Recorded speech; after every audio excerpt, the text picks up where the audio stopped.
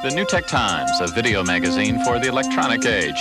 In this edition, Ted Turner fights the networks. Also, it's the 69 Mets versus the 84 Mets in a computer matchup made in Manhattan. Later, snap a peek at 35mm smart cameras and meet Bill Hammond, a struggling inventor in the volatile world of high tech. All this and more in this edition of the New Tech Times. The New Tech Times is brought to you through a grant from Wausau Insurance Companies. Times change. Wausau works. And by the collective voice of the consumer electronics industry. CEG, the Consumer Electronics Group, Electronic Industries Association.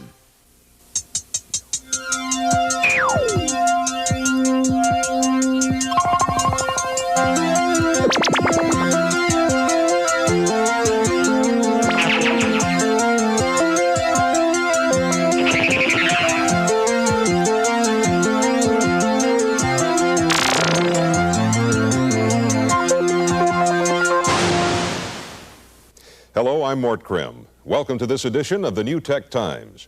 In our journey this week, we travel to New York to fantasize with Mets fans in a computerized baseball matchup. Take time out in California to get some tips on home video equipment from Danny Goodman. And travel to Georgia and Missouri for a look at two entrepreneurs fighting to make it in the world of technology. We begin with this story about Ted Turner. He's making a mark in the broadcasting industry while fighting the networks and the FCC. Here's Gary Prope's report.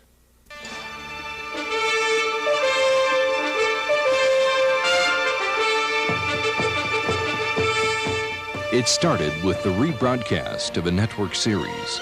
I'm going for number one. That's my objective. It was the first time Ted Turner pulled out the heavy artillery, showing the power a cable superstation can have in the television industry. His broadcast of Centennial deeply cut into January ratings for the three major networks.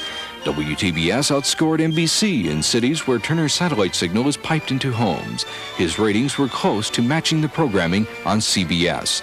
Network generals in New York had to take a closer look at this old Atlanta mansion where Turner is using cable to become the fourth network, changing the course of TV. Right now, we're in 37% of the homes in the country. That's in May of 1984. And our projections show that we'll be in close to 70% by 1990. So at that point, we should be able to match the networks as far as budgets for miniseries and things like that.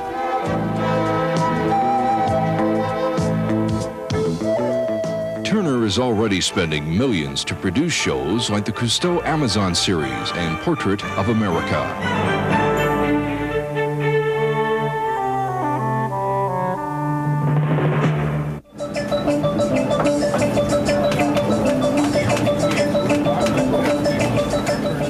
Satellite technology allows Turner to go international. His cable news network is being aired in Japan. But there's a limit to Turner's exposure and his dream of outpacing the three major networks.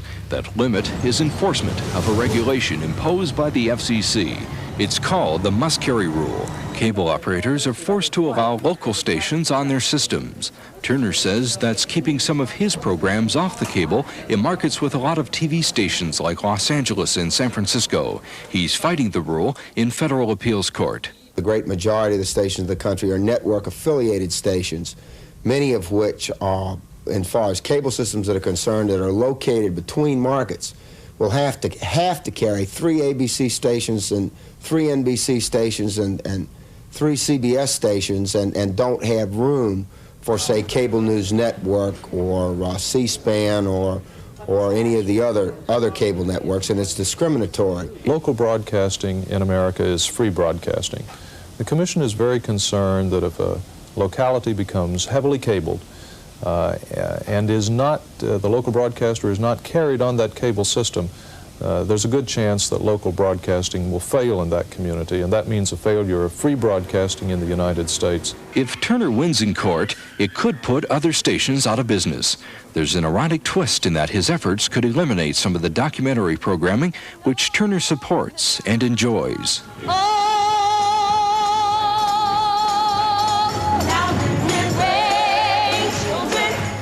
This is a musical docudrama about the life of gospel singer Mahalia Jackson. It was produced by WHMM-TV at Howard University in Washington, D.C. Channel 32 is a new PBS affiliate with an emphasis on public affairs and educational programs for minorities. The station's been having difficulty in gaining access to cable systems in the suburbs of D.C. The must-carry rule has been used several times to force carriage in Maryland and Virginia. I think that if the must-carry did not exist, many voices in the community of dissent or otherwise would be silenced because of the inability to enter the cable systems and be seen by the masses of people. If we don't appear on cable, I think it's going to affect our fundraising, it's going to affect our presence in the community, and if those two things are affected, then there's not much need to exist. Ted Turner believes that public stations like Channel 32 will survive without government protection, but some independent commercial stations may fail. Turner says that's free enterprise. Good operators that operate efficiently and fill a real public need will profit to some degree, or they won't stay in business. And the general public is certainly served to a far greater degree because there's much more choice available to them than was prior to real competition coming to the television industry. All stations are licensed to operate in the public interest, and I don't think it's up to Mr. Turner to decide, which stations survive and which stations meet an untimely demise. And I'm really fighting it primarily on what's right, on the grounds of what's right, because it really doesn't make that much difference to me specifically, because we're already on the great majority of the cable systems. It's just a question of what's right and what's wrong. In spite of their differences, both men hope that competition will elevate the quality of what you see on TV.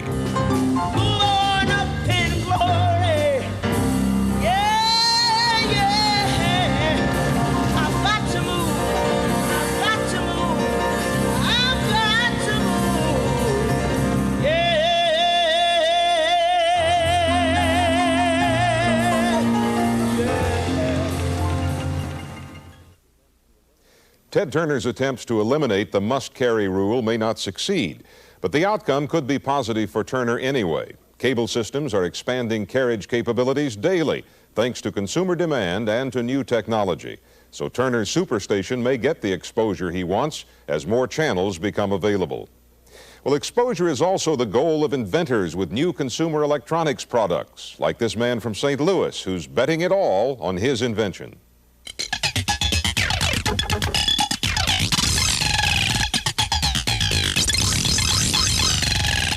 High tech, it's the gold rush of the 80s. Millions of dollars are being made by folks who've put their ideas to work on circuit boards. Companies like Apple are born in a basement or garage. It's tempting for would-be entrepreneurs to dream about taking their shot at building an electronic empire. But for every winner, there are thousands of inventors left licking their financial wounds because their products just wouldn't sell. From what I've gathered over the last approximately 5 years, you cannot sell an idea. You have to sell a product. Meet Bill Hammond, a St. Louis inventor who's betting it all on his chance to make those big high-tech bucks. In the basement of a shopping mall, you can find the Stereo Phone Mute Corporation, the brainchild of this former broadcast technician. Bill Hammond is manufacturing a device which cuts the volume on your TV or stereo when the phone rings and turns it back up when your conversation is over. Okay, well, we'll take another look on Wednesday. We'll talk to you later. Bye.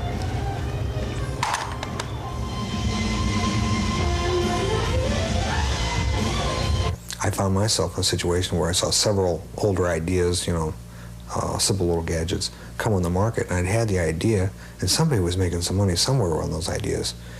And I had this one, and I thought it was a really good idea, and I had the prototypes, and I wanted to do it.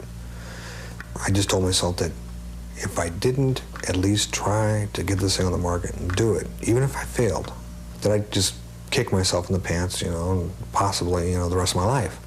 At first, Hammond thought it would be easy to produce and market his product. He soon learned, however, that running a business isn't a profession for an amateur. His company has yet to make a profit. The Stereo Phone Mute Corporation was born in 1978. It took a lot of research. I feel my product, is a good product. I'm real sure of it. Right now it's selling well. My marketing could be a little bit better, but right now we're not at that point yet. The funds aren't there to actually hit the market the way we should. We're somewhat limited to the high-tech gadgetry catalog clientele, so to speak, I think mainly because of the price break. The phone mute sells in the $60 range. Bill Hammond's first models carried a production cost of $500. Since the early days, Hammond has refinanced his house 4 times. He avoided financial collapse by finding an outside investor. He's determined to survive, playing the role of company president, sales manager, and even assembler. The Phone Mute Corporation's only sold a few thousand units, but Bill Hammond says business is starting to grow because the product is increasing its presence in mail-order catalogs. Despite all the trials and tribulations, Hammond is still a member of an elite group. More than 90% of those folks who start their own businesses fail before they start production. One reason for Bill Hammond's survival is his wife Linda's salary and support. In my situation, I have a wife that is totally 100% behind me. She, we sat around in the early days and said, we could go for this, okay, but we may lose everything. And she's behind me 100%, let me put it that way. She helped me, in periods when I was really down. Always kept me up.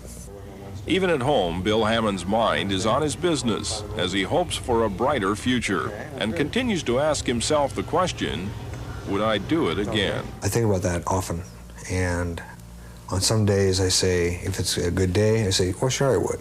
And then when I'm having a really bad day, well, I go, well, I don't know. And then I go, well, sure I would. I would.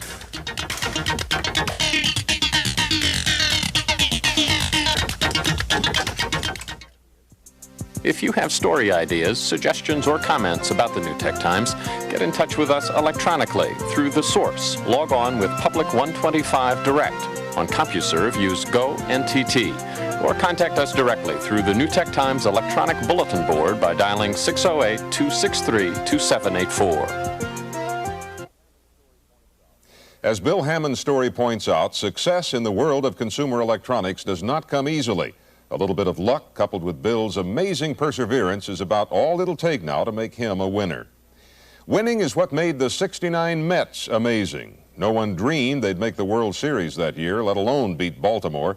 It was pure fantasy. Well, this year, as Tom Tomaszewski reports, Mets fans once again were dreaming of pennants and looking back.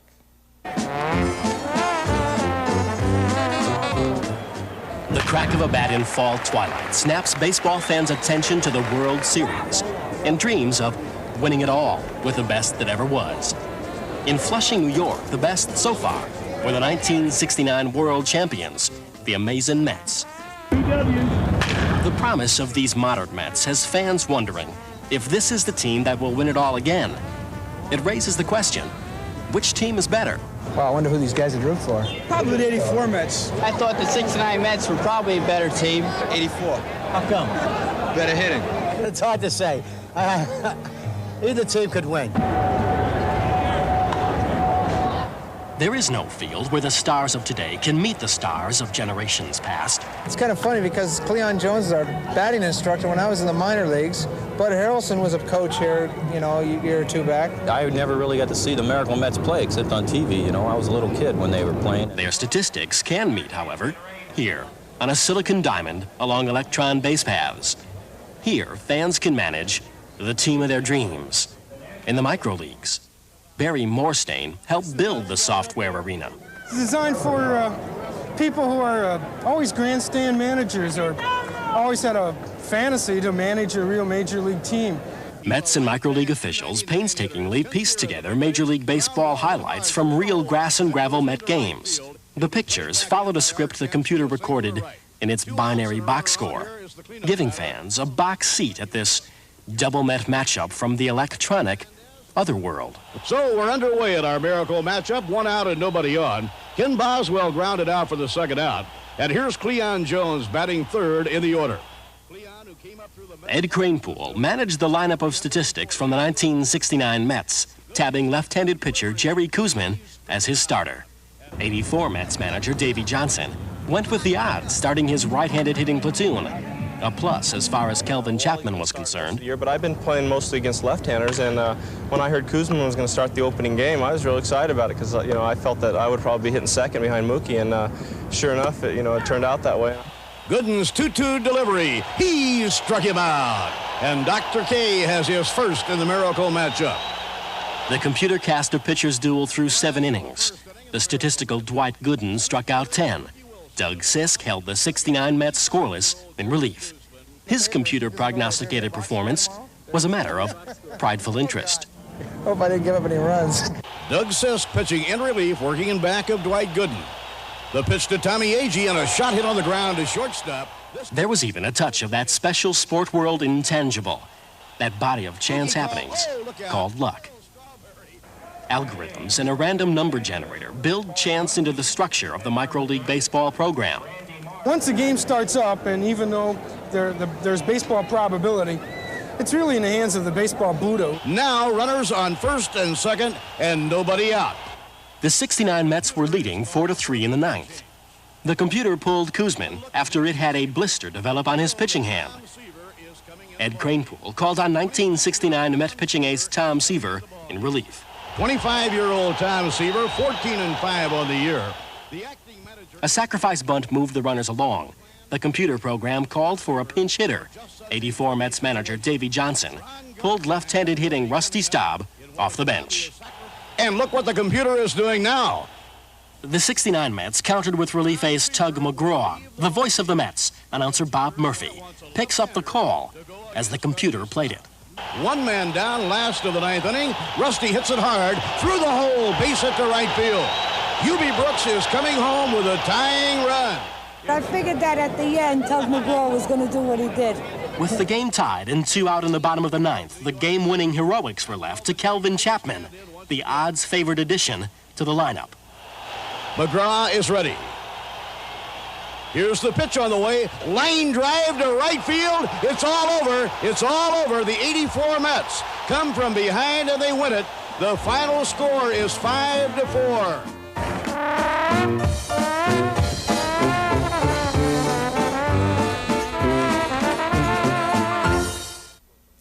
Baseball matchups via microcomputers bring fantasy to life. To be honest, though, I like to watch my Tigers in person. It's a pleasure to watch Alan Trammell field a ball off the grass at Tiger Stadium. I do wonder, though, whether Mark Fidrich might outpitch Jack Morris. Well, maybe I can match them up on my home computer with this software. From pitchers to pictures, the microchip is turning up everywhere, even in your 35mm camera.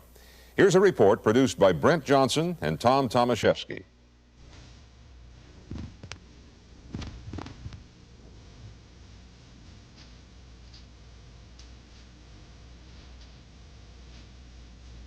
Photography is magic. The ability to transport from some time and some place an object or item or event to someone else is one of the most marvelous capabilities that technology has given us. It is an ability to say, look, here I was, here's how it was, here's what happened, and to allow someone else to be where we were and to share not only the event, but the experience of our being there, how we saw it.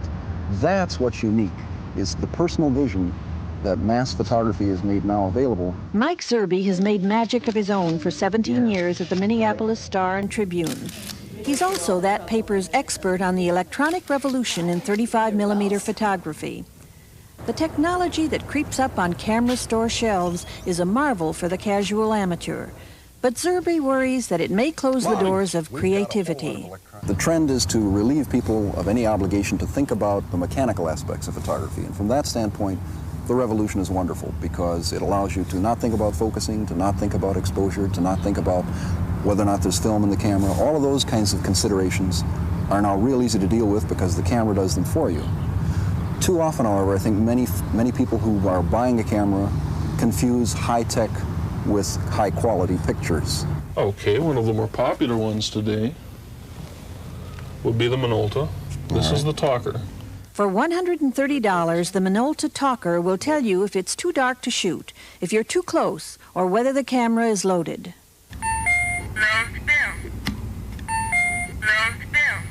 A number of the new auto-loading cameras make loading film as easy as stretching it out and snapping a lid shut. The $210 Nikon One Touch automatically pops its electronic flash up when it's too dark to shoot without it. In the $200 to $300 range, there are cameras with pre-programmed modes. You match options with the lens you're using, and the camera adjusts the rest. The top of the line in such smart cameras is the Nikon FA. Nikon calls it the camera that thinks, because it carries a 4K computer on board analyzing 5 different areas of the scene you want to shoot. It's several pages of information. All right, that it already has internally. Yes. Okay. Several thousand selections made by photographers under different metering situations. Okay. It will compare the information from the sector metering system to these pages of information, okay, and come up with an exposure based on that previous experience. All right.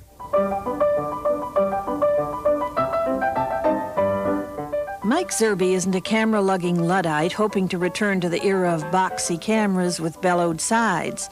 He says you get more for your money these days, though electronic parts aren't as rugged as the old mechanical kind. As the price of electronics drops, these cameras become disposables. What can't be displaced is the need for a photographer to make that technically accurate photograph a good one.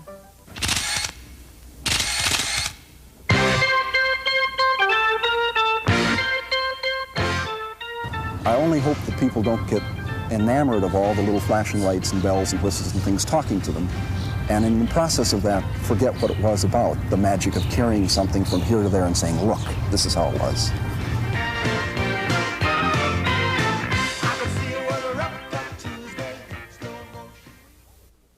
Mike Zerbe's right. The quality of the picture still rests with us. But smart cameras can give us more confidence as we try to frame up those important shots. Now, if you'd rather put your pictures on videotape, a home video package might be in order. Danny Goodman has been looking at some recently, and he's with us this week for the first of 2 reviews on home video outfits. Danny?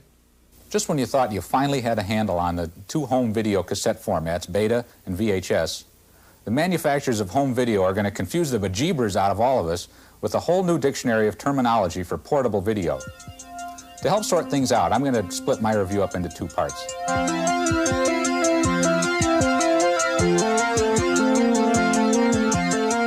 Until very recently, if you wanted to record a birthday party in your backyard, shots of your favorite pet, or even try your hand at becoming a weekend Spielberg, all you needed was a portable recorder like this and a video camera. But things are rapidly changing in the home video market. Portable recorders today are just as versatile as home decks with a full complement of special effects, even stereo sound. To the recorder section, you can add a tuner timer console, which lets you set your machine to record programs off the air for viewing at a more convenient time. And just like with a home deck, you can buy or rent tapes of movies or concerts for viewing in your family room theater. Technological improvements over the years have squeezed electronics and mechanics of video recorders into smaller sizes. VHS format portable recorders have been the most popular. But the larger size of the VHS cassette has restricted the design of camera recorder systems to 2 pieces like this one from Magnavox. They are, of course, much lighter and smaller than earlier versions have been. Some manufacturers have also simplified the connections between portable unit and tuner timer by making them dockable. The units just snap together without a single cable. For live recording, all you need to add is a small, lightweight camera like this one. Now, VHS camera recorders have advanced to the one-piece stage, like the Beta ones that have been out for a while. These one-piece units from JVC and Zenith are called Video Movie.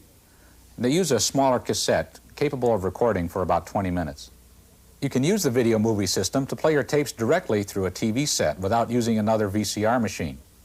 You can also take this tiny cassette and slip it inside an adapter to play the tape on a standard VHS format player.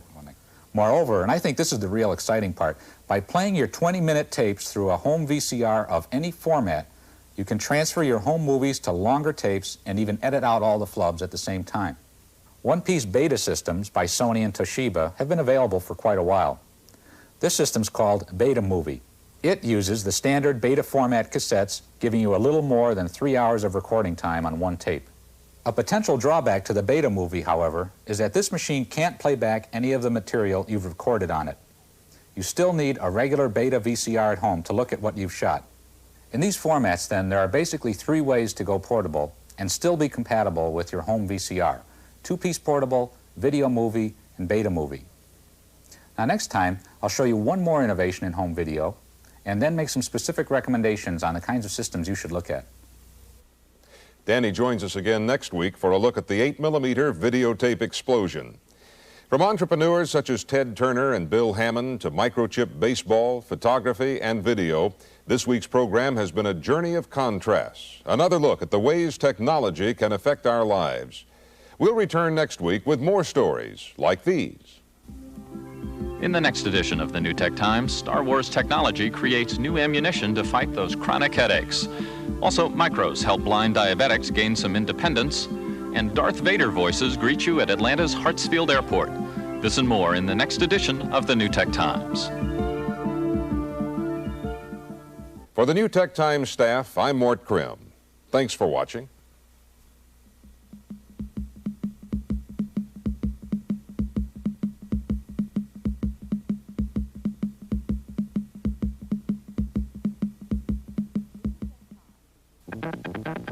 The New Tech Times has been brought to you through a grant from Wausau Insurance Companies. Times change. Wausau works. And by the collective voice of the consumer electronics industry, the CEG, the Consumer Electronics Group, Electronic Industries Association.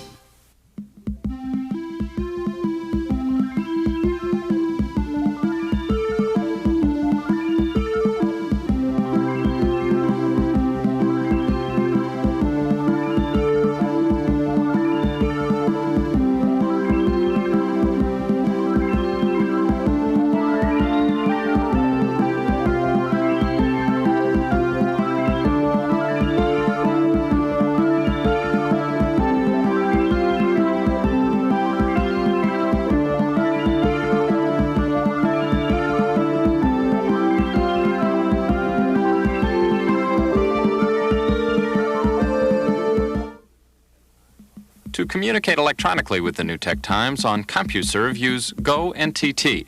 Through the source, log on with Public 125 Direct, or contact us directly through the New Tech Times electronic bulletin board by dialing 608-263-2784. For a transcript of this program, send $3 to the New Tech Times, Program 206, 821 University Avenue, Madison, Wisconsin, 53706.